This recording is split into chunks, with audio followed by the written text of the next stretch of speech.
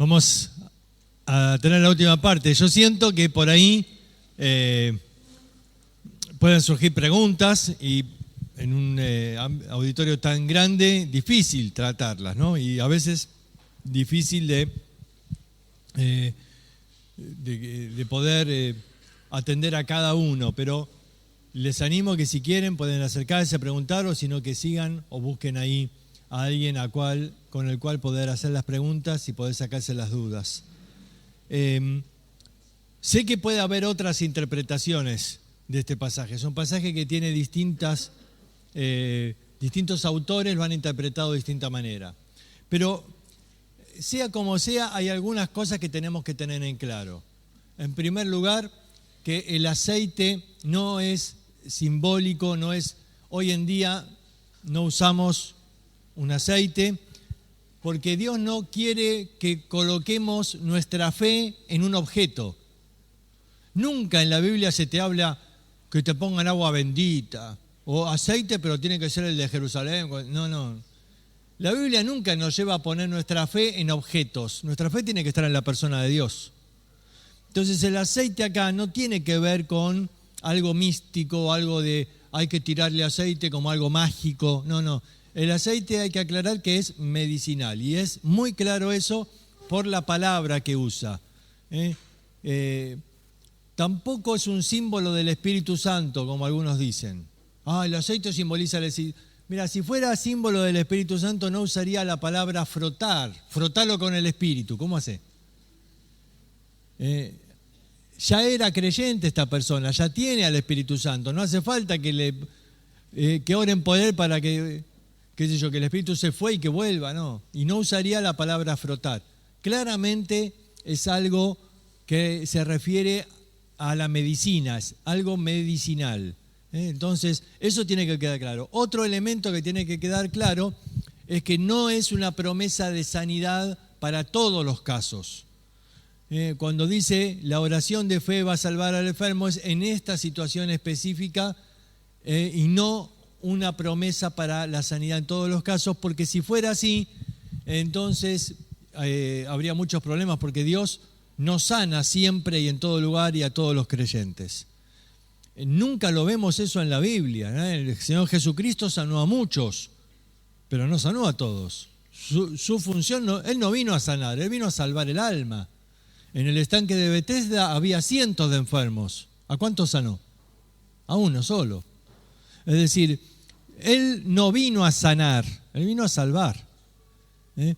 Los milagros que hizo fueron elementos para dar credenciales de que Él era el Mesías, pero no para ayudar a las personas en medio de su enfermedad, porque si no tendría que haberse quedado hasta el día de hoy, ir a los hospitales y sanar a todos. No es la intención de Dios quitar la enfermedad de este mundo. Él lo que quiere es salvar el alma. Entonces, no es una promesa. Dice la oración de fe. Sí es una oración particular. ¿Por qué? ¿Hay otro tipo de oración que no es de fe? Bueno, claro que sí. A ver, la oración que hizo Jesús en Getsemaní. Él decía, Padre, si es posible, pasa de mí esta copa. Pero ¿cómo terminaba? No se haga mi voluntad, sino la tuya. Esa es una oración, pero de sumisión. Hágase tu voluntad y no la mía. Yo te pido esto, pero hágase tu voluntad, no la mía. Esa es la oración que uno hace cuando no sabe cuál es la voluntad de Dios. Esa es la oración que uno hace cuando se somete a la voluntad de Dios. Señor, yo te pido que me sanes, pero hágase tu voluntad y no la mía. Porque yo no sé si Él quiere sanarme o no. Esta es una oración en la que yo le expreso a Dios mi pedido, pero al mismo tiempo me someto a su voluntad. Pero la oración de fe, ¿cuál es? Es la oración donde yo sé su voluntad, porque Dios ya me lo expresó. Por eso en el capítulo 1 dice, ¿tenés falta de sabiduría? Pedíla a Dios. ¿Y cómo tenés que pedir? Dice, pero pida con fe, no dudando nada. ay Señor, ¿será tu voluntad darme sabiduría? No, yo ya sé que es su voluntad, porque ahí me dice, pedí con fe, no dudando nada. Esa es la oración de fe, la que confía en la promesa de Dios. Cuando Dios te prometió algo, no dudes, porque Dios ya te lo prometió. Entonces yo puedo pedir la salvación, claro, porque Él dice que al que a mí viene no le echo fuera, hay una promesa. ¿Yo puedo pedir el perdón de pecados? Sí, porque hay una promesa. Y esa promesa dice que Él es fiel y justo para perdonarnos y limpiarnos de toda maldad. Entonces yo puedo pedir con fe que Él me perdone y me limpie. Sí, claro que sí, pedir con fe. Esa oración de fe va a levantar al enfermo. Esta palabra levantar habla de restauración. Hay una restauración. Todo este pasaje de Santiago va a apelar a una restauración. Es más, vamos a llegar, si Dios quiere, al último versículo, al 20, y vamos a ver que habla de restauración. Un ministerio que por ahí no se aplica en muchas iglesias, el ministerio de restauración, tan importante. Porque, por supuesto, tiene que haber un ministerio de predicar el evangelio, de alcanzar a los perdidos. Claro, ese es el ministerio principal, para eso estamos. Pero también es importante y es necesario un ministerio de restaurar. ¿A quién? Al hermano que se ha apartado, al hermano que ha caído. Ese es el ministerio de restaurar. Y aquí está hablando de esa restauración espiritual. Ahora dice una oración de fe. Y como ejemplo de esa oración va a mencionar a Elías. Dice, confesad vuestras ofensas unos a otros para que seáis sanados. La oración eficaz del justo puede mucho. Elías era un hombre sujeto a pasiones semejantes a las nuestras y oró fervientemente para que no lloviese, y no llovió sobre la tierra por 3 años y 6 meses. Y oró otra vez, y el cielo dio lluvia, y la tierra produjo su fruto. Dice, la oración eficaz del justo puede mucho. Yo tenía un ancianito en la iglesia que me decía, no dice que puede todo, puede mucho nomás. No, ese no es el sentido. Dice, la oración eficaz del justo tiene mucho poder. La oración eficaz tiene mucho poder. La palabra eficaz es energía, de donde viene la palabra energía. Y la energía produce. La energía esta noche acá produce luz. Y dice, la oración enérgica del justo tiene mucho poder. Puede mucho. ¿Por qué? Porque mueve a Dios. Tenemos que entender que Dios, en su soberanía, decidió actuar en respuesta a la oración de sus hijos. Mira, hoy en día hay muchos que dicen que Dios ya tiene todo predestinado, así que yo ore o no ore no cambia nada porque Dios va a hacer lo que Él ya determinó. Bueno, ese no es el Dios que yo veo en la Biblia. Porque el Dios que yo veo en la Biblia es un Dios que me dice, pídeme y ¿qué? Y te daré. Es un Dios que me llama a orar. ¿Sabes qué? La oración no la inventó el hombre. La oración es una propuesta de Dios. Pídeme. Dios actúa en respuesta a la oración de su pueblo. Dios es el que nos desafía a nosotros a orar. Y dice, la oración enérgica del justo tiene mucho poder. ¿Por qué? Porque mueve a Dios. Uno dice, ¿por qué en un lugar hay tantas personas que se convierten y en otro lugar no pasa nada? Que la gente, no, es Dios obrando en respuesta a la oración. En respuesta a la oración. Dios decide obrar en respuesta a la oración de su pueblo. Dios obra en respuesta a la oración y tenemos que aprender la lección. Y como ejemplo de eso lo pone a Elías. Y dice Elías oró fervientemente para que no lloviera. Ahora, presta atención porque el ejemplo de Elías es maravilloso. En primer lugar, Elías tenía la palabra de Dios que le dijo, por tu palabra no va a llover, y después cuando vuelvas a decir, otra vez va a llover. Dios le había dicho, no es que Elías lo inventó o se le ocurrió a él. Sin embargo, él entendía que su función era orar.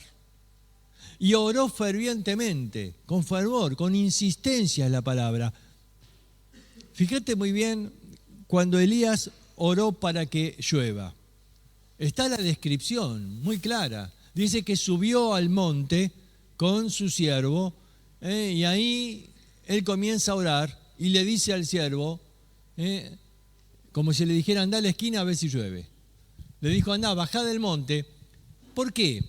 Porque el monte ese que subió no era el más alto, y había otros montes que tapaban el horizonte. En Jerusalén la lluvia solía venir del oeste, porque en el oeste es donde está el mar Mediterráneo, y la mayoría de las lluvias venían del oeste. Entonces había que mirar hacia allá y no podía ver. Así que dice que el siervo baja al monte. Era un monte que tenía más o menos 600 metros de altura. No muy alto, ¿ves? 600 metros. Baja el siervo hasta un lugar donde podía ver hacia el mar Mediterráneo, no pasa nada. Vuelve y le dice, Elías, no pasa nada. Elías sigue orando. Después de un rato de seguir orando, le dice al siervo, anda otra vez. Otra vez, baja 600 metros, sube 600 metros. ¿Sabe cuántas veces lo hizo?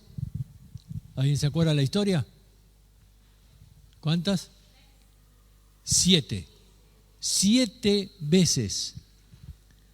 Andá calculando 600. Los 600 de bajada lo hace más rápido. Pero los 600 de subida y otros 600 por 7 son 4.200 metros que subió. Venía con la lengua afuera ya. Venía muerto el siervo. Venía arrastrándose en la última subida. Y le dice a Elías, y yo le percibo un tono medio sarcástico, ¿no? Porque le dice Elías, allá en el horizonte veo una nubecita del tamaño de un palmo. Un palmo es una nubecita así, allá en el horizonte. Seguí orando que quizá dentro de 4.500 veces más que bajo y sube, por ahí llueve. Pero Elías dice, no, ya está. Esa nube, suficiente. Ahora le dice al siervo, había que ser siervo de Elías, le dice al siervo ahora, andá a avisarle a Acab que abra el paraguas, porque llueve, se viene la lluvia. Y va el siervo, y cuando está llegando a Acab ya se largaba la lluvia. Ahora, ¿qué es la lección? Elías tenía la promesa de Dios. ¿Para qué oró tanto? ¿Para qué oró 7 veces? ¿Para qué oró con tanta insistencia? Él ya tenía la promesa de Dios. Todo lo que quieras. Pero mi función, ¿cuál era? Decía Elías. Orar. Dios que haga lo que quiera, pero Él me dijo que yo tengo que orar. Mi función es orar. Mira, la lección es, oró fervientemente. La palabra fervir viene de hervir, una oración intensa, una oración como de algo que, como el agua que está hirviendo, una oración ferviente. Hoy creo que estamos muy llenos de oraciones muy frías, oramos porque sabemos que hay que orar, pero la verdad,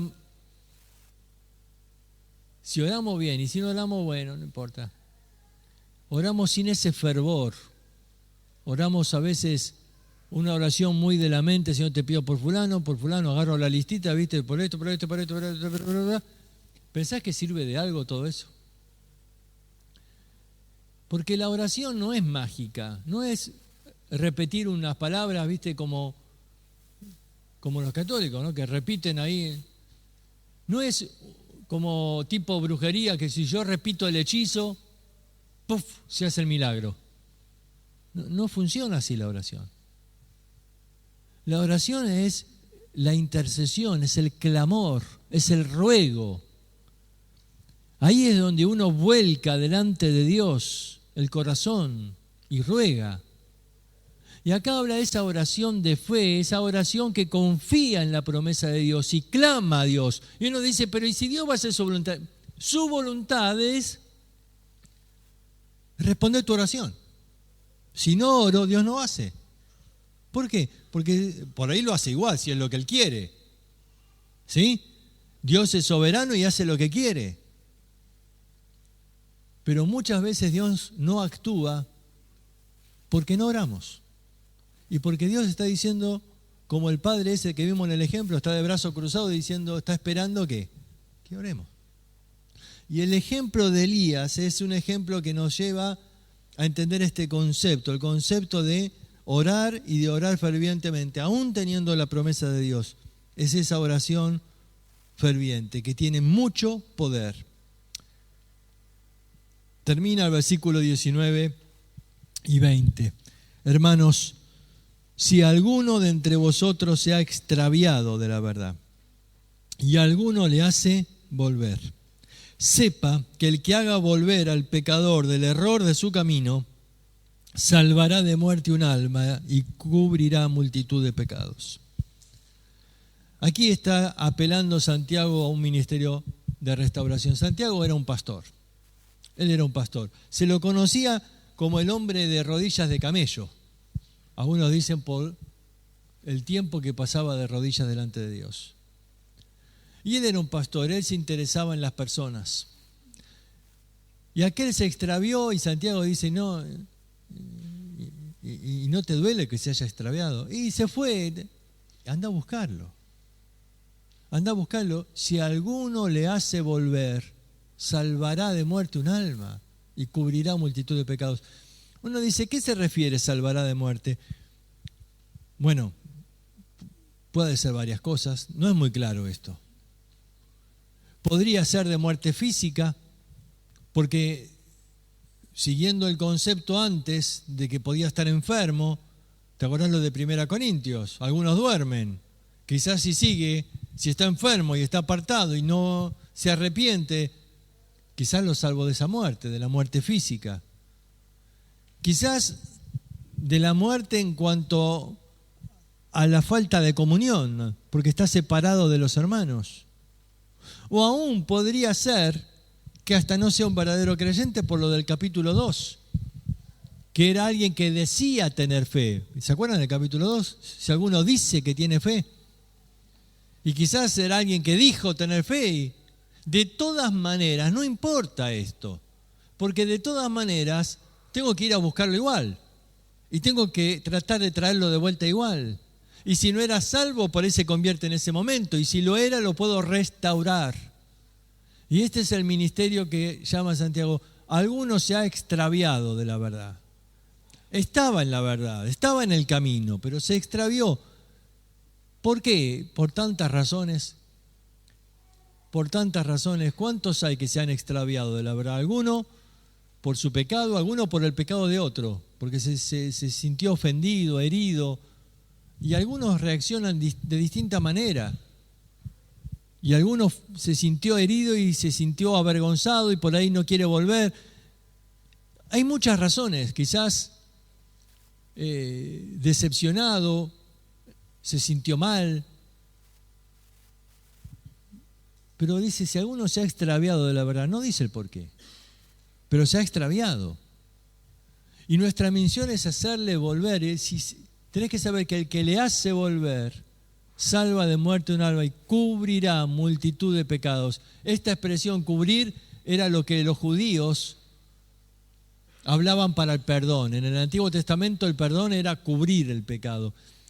Cubrirá multitud de pecados en el sentido que se van a perdonar muchos pecados. ¿Por qué? Porque cuando traigas de vuelta a esta persona, se van a confesar y se van a perdonar y se van a restaurar tantas cosas. Miren, todos somos llamados a ser parte en este ministerio de restauración.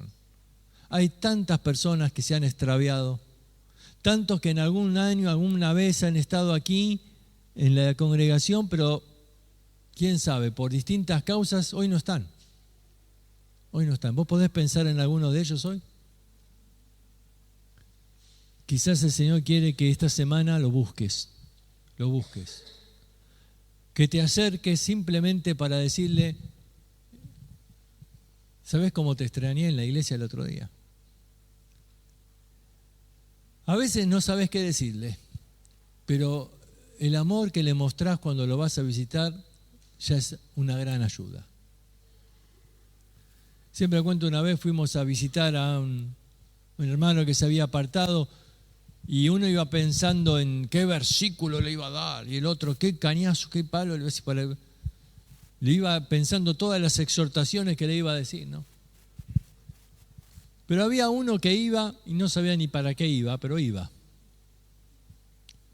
Y cuando este muchacho abre la puerta, se saludan, pero este, que iba sin saber por qué iba, cuando lo vio le agarró una emoción que no podía controlar y lo abrazó y lo empezó a llorar.